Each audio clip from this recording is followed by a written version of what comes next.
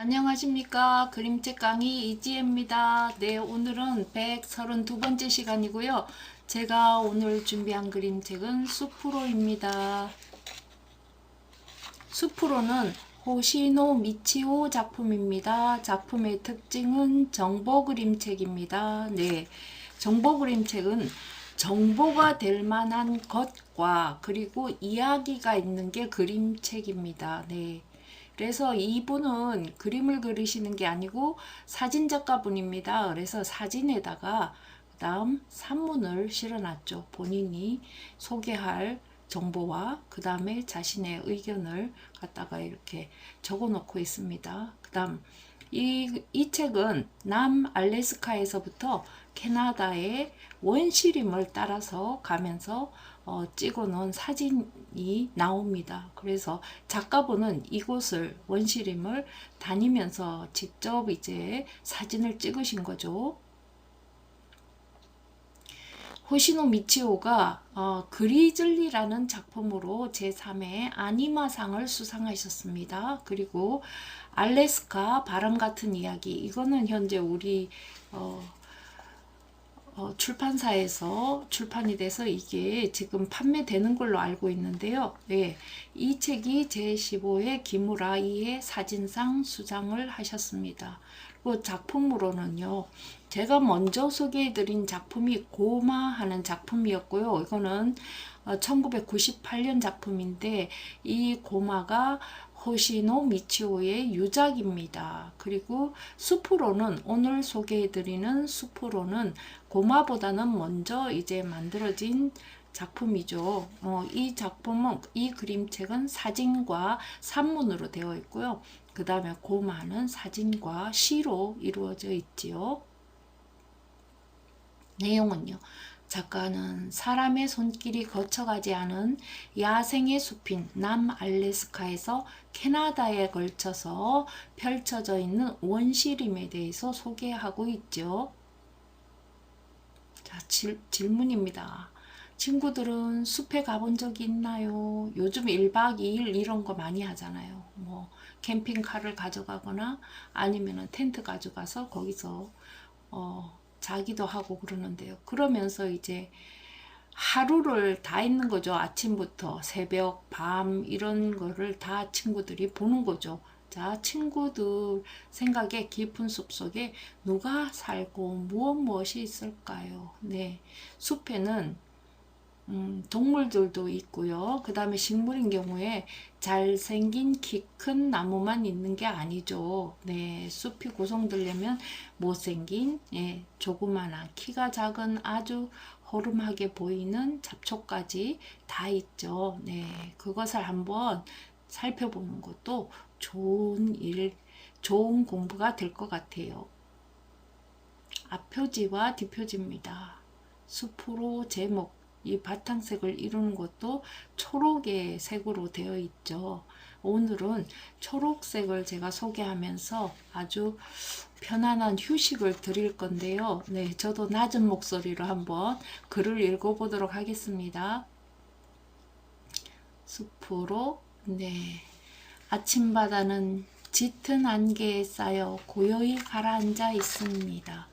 들리는 것은 카약의 노가 물을 가르는 소리뿐. 희미하게 바람이 붑니다. 하얀 해가 어슴풀에 나타났다가는 사라집니다. 노를 멈추자 카약은 거울 같은 물 위를 잠시 미끄러지다 이윽고 우윳빛 세계 속에서 움직이지 않습니다. 안개가 갈라진 틈새로 주위를 둘러싼 산과 숲이 어른거립니다. 수많은 섬들 사이를 지나 어느새 깊숙한 후미까지 왔습니다. 이곳은 남알래스카에서 캐나다까지 펼쳐진 원시림의 세계입니다. 가만히 있으려니 카약이 움직일 때는 듣지 못했던 소리가 신압으로 들려옵니다. 삐리리리. 작은 새의 지저김 같은 흰머리 소리의 울음소리입니다. 하지만 주위 숲을 둘러보아도 모습은 보이지 않습니다. 촤악. 연어 한 마리가 수면에서 30cm쯤 튀어오릅니다. 강물 소리인지 폭포 소리인지 어렴풋한 물소리가 골짜기에서 건너옵니다. 안개는 끊임없이 모습을 바꾸며 숲의 나무들 사이를 생물처럼 이동하고 있습니다. 물 위로 흐르는 안개가 내 얼굴과 몸을 촉촉이 적십니다. 그때 안개 속에서 신비로운 목소리가 들려옵니다. 슉슉슉. 나는 뻣뻣이고서 점점 가까워지는 그 소리를 기다립니다. 갑자기 안개 속에서 슥 거대한 검은 형체가 나타나더니 바닷물을 뿜으며 눈앞을 지나갑니다. 흙고래. 드넓은 바다에 있어야 할 흙고래가 어째서 이런 곳에 있을까? 이윽고 고래는 꼬리 지느러미를 높이 치켜 올리고 안개 속으로 유유히 사라집니다. 네, 고래 꼬리 보이시나요? 네. 다시 카약의 노를 저어갑니다.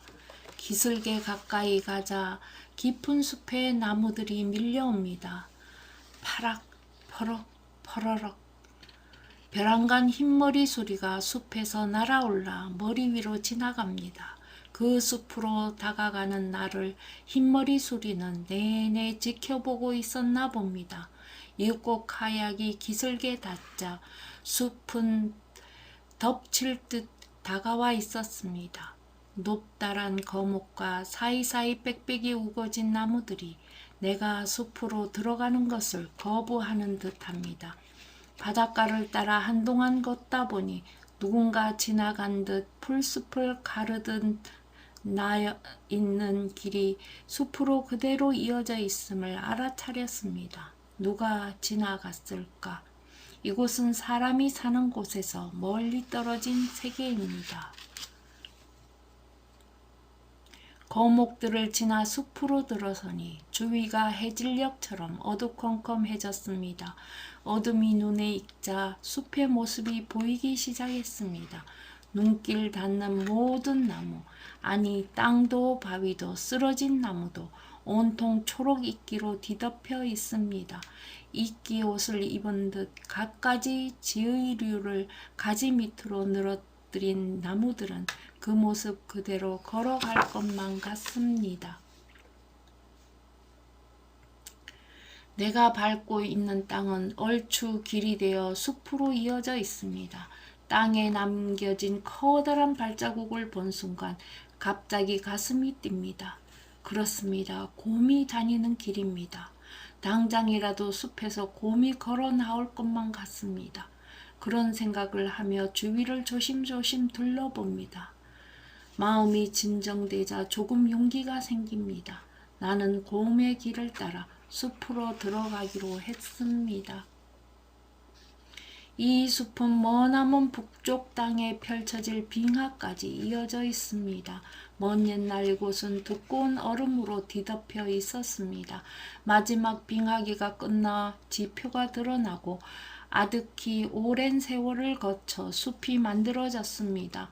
나무와 이끼, 바위와 쓰러진 나무가 뒤엉켜 서로 도우며 숲 전체가 하나의 생물처럼 호흡하고 있는 듯합니다. 숲의 나무들이 나를 빤히 지켜보는 것 같습니다. 이따금 으스스한 거목이 나타나곤 합니다. 흡사 두 다리로 버티고 선뜻 뿌리를 내리고 그 사이에 커다란 구멍이 나 있습니다. 저것은 대체 무엇일까? 주위를 찬찬히 둘러보고 작은 소리에도 귀를 기울이며 건너라면 점점 신비한 기분에 빠져듭니다. 어느새 곰이 되어 숲을 바라보는 것 같습니다. 마음이 차분해질수록 숲은 나에게 친절해지는 듯합니다. 혹시 곰이 다가오면 가만히 길을 비켜주기만 하면 돼. 슬슬 그런 생각도 합니다. 문득 정신을 차리니 길 한복판에 커다란 검은 덩어리가 떨어져 있습니다.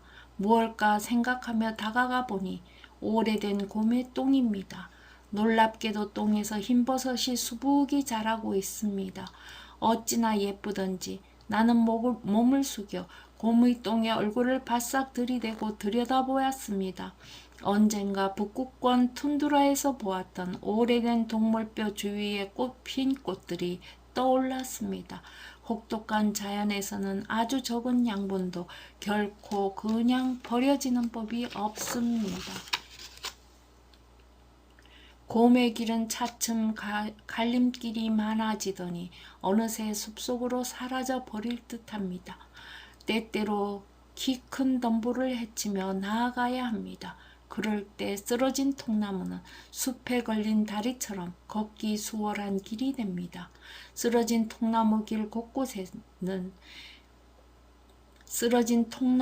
곳곳에는 아메리카 붉은 다람쥐가 먹고 버린 가뭄비 나무 열매 껍질이 쌓여 있습니다. 동물들도 자연이 내어준 이 길을 이용하고 있는 것입니다. 이번에는 숲의 다람쥐가 된 기분으로 쓰러진 통나무 위를 걸었습니다. 여기에 있는 게 뭔지 아세요? 연어예요, 연어. 연어들이 이렇게 물속에 지금 회귀하는 거죠. 물소리가 들려옵니다. 벼랑과 눈앞이 탁 트이고 숲속을 흐르는 강이 나타납니다.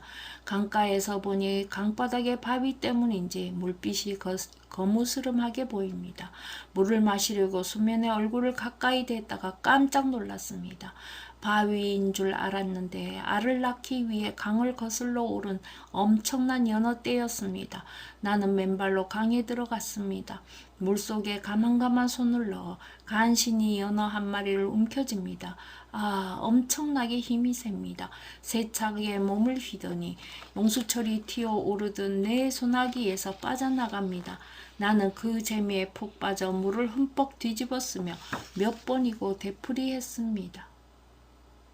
곰이죠. 까만 곰들이, 흑곰들이 지금 있습니다. 문득 고개를 드니 맞은편 강가 바위 위에서 흑곰 가족이 나를 빤히 보고 있습니다. 나는 허둥지둥 기슭으로 뛰어 올라갔습니다. 세상에, 이게 어찌된 일일까요? 언제부터였는지 강 위쪽에도 아래쪽에도 곳곳에 곰들이 있습니다. 지금 이 숲의 강은 연어를 먹으러 오는 곰의 차지입니다. 올려다보니 새끼곰이 나무 위에서 자고 있습니다. 어째서 지금까지 깨닫지 못했을까? 이미 일생을 마친 연어가 수없이 떠내려 오고 있습니다. 연어가 숲을 만든다. 알래스카 숲에 사는 인디언의 오랜 속담입니다. 알을 낳은 뒤 죽은 수많은 연어가 강 하류로 흘러내려가면서 숲의 자연에 양분을 주기 때문입니다. 나는 조용히 강을 떠나 다시 숲으로 들어갔습니다.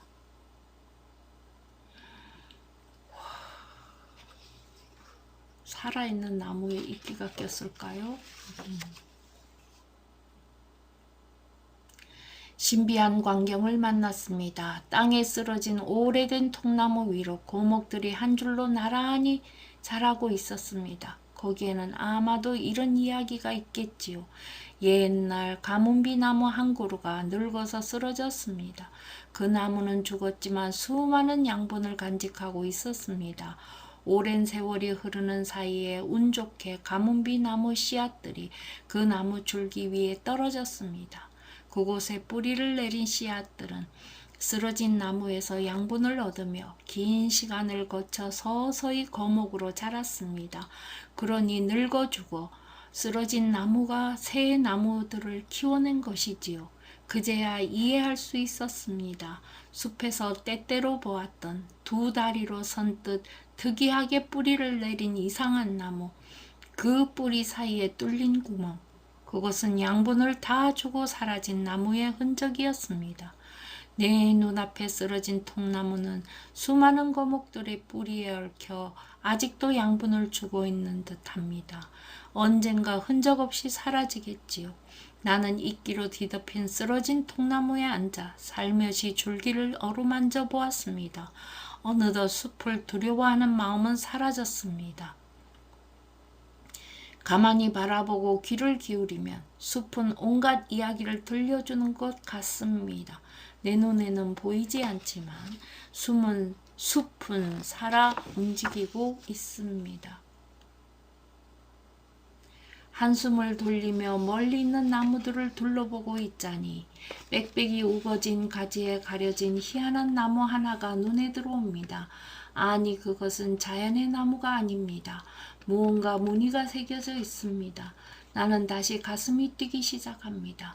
풀을 헤치고 다가가 보니 그것은 오래되어 썩어가는 먼 옛날의 토템 기둥이었습니다. 숲을 지켜주려는 듯 기둥의 흰 머리 수리가 새겨져 있습니다. 이끼가 끼고 풀이 자란 토템 기둥은 세월을 견디고 있는 듯 했습니다. 나무들을 헤치고 조금 더 들어갔다가 눈앞에 펼쳐진 광경에 우뚝 멈춰서고 말았습니다. 수많은 토템 기둥이 있었습니다. 비스듬히 선 토템, 바닥에 쓰러진 토템이 줄지어 있습니다. 인디언 마을의 흔적입니다. 집들은 숲속으로 사라지고 토템 기둥만 간신히 남아 있습니다. 이 숲에는 하이도족이라는 인디언들이 살고 있었습니다. 토템 기둥을 만든 이들이지요.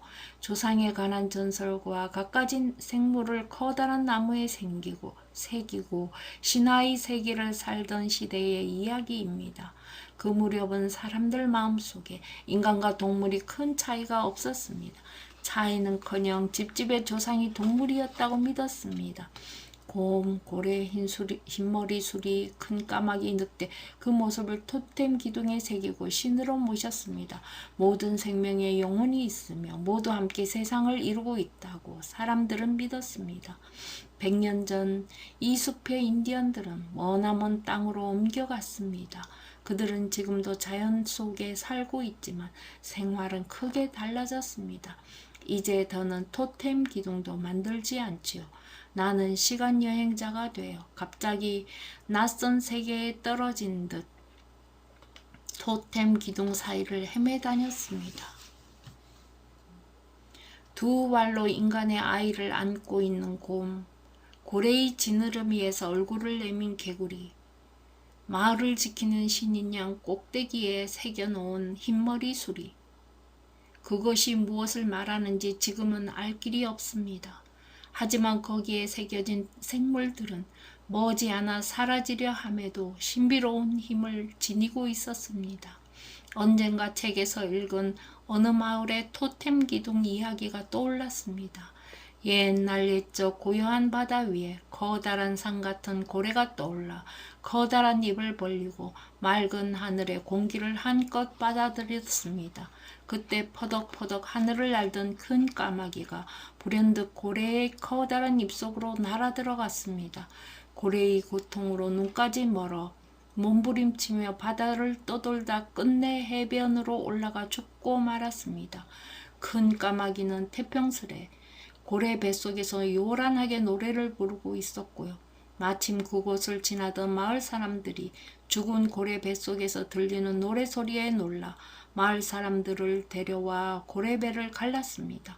뱃속에서 큰 까마귀가 나오자 마을 사람들은 깜짝 놀라며 까마귀에게 촌장이 되어달라고 부탁했고 큰 까마귀는 사람이 되어 그 마을을 다스렸다고 합니다. 토템 기둥 근처의 풀숲에 갓 태어난 새끼 흰꼬리 사슴이 웅크리고 있었습니다.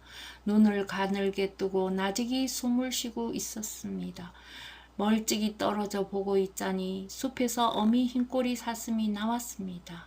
토템 기둥들 사이로 돌아다니며 느긋이 풀을 뜯고 있습니다. 그것은 인간이 사라지고 자연이 조금씩 그 장소를 되찾아가는 풍경이었습니다. 언젠가 새로운 나무들이 우거져 토템 기둥도 숲속으로 사라지겠지요. 숲을 빠져나와 다시 카약을 타고 바다로 나가니 밝은 해에 눈이 시립니다. 중간에 몇 번 다시 고래와 만났습니다. 나는 아득한 옛날에 인디언이 된 기분으로 고래의 모습을 지켜봅니다. 자, 이로써 이야기가 끝났습니다. 옆에 판권 페이지가 있고요.